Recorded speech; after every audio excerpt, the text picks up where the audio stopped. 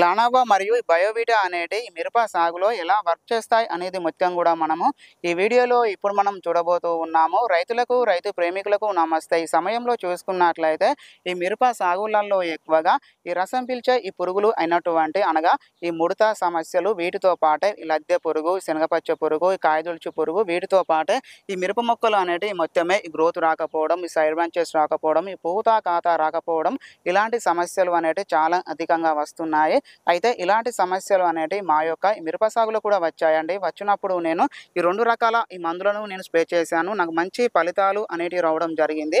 ఒకటి గనుక చూసుకున్నట్లయితే ధనకవారి లానవో, ఇందులో వచ్చేసి ఫ్లూక్సా మెటామైడ్ 5.81% మరియు బైపెంత్రిన్ 5.81% ఈసీ రూపంలో ఇందులో ఉంటుంది.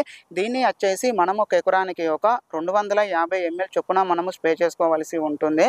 250 mlకు ఎంఆర్పి రేట్ వచ్చేసి రూ. 2700 ఉంది. ఇది వచ్చేసి ఈ మిరప సాగులలో వస్తున్నటువంటి అన్ని రకాల ఈ రసం పీల్చే పురుగులను మరియు అన్ని రకాల ఆకు తినే పురుగులను ఇది సమర్థవంతంగా నివారణ చేస్తుంది. దీంతో పాటే మనము ఈ బయోవిటాను కూడా మిక్స్ చేసుకొని మనము స్ప్రే చేసుకున్నట్లయితే ఈ మిరప మొక్కలు అనేటివి మంచి గ్రోత్ రావడానికి, మంచి సైడ్ బ్రాంచెస్ రావడానికి, మంచి పూత కాత రావడానికి ఇది ఉపయోగపడుతూ ఉంటుంది.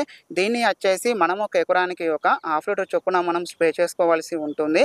½ లీటర్కు వచ్చేసి ఎంఆర్పి రేట్ అంటే ఒక లీటర్కు వచ్చేసి ఎంఆర్పి రేటు రూ. 1077 ఉంది. అంటే ఒక లీటర్ వచ్చేసి మనము 2 ఎకరాలకు స్ప్రే చేసుకోవాల్సి ఉంటుంది. సో ఫ్రెండ్స్, మీ యొక్క ఈ మిరప సాగులలో ఇలాంటి సమస్యలు కనుక ఉన్నట్లయితే మీరు ఈ 2 రకాల మందులను మీరు స్ప్రే చేసుకోండి. మీకు మంచి ఫలితాలు అనేటివి వస్తాయి.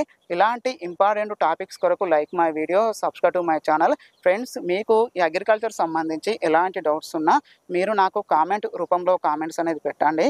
మీకు నేను పూర్తి ఆన్సర్ అనేది ఇస్తాను. రైతు సేవ కోసమే ఈ మన ఛానల్.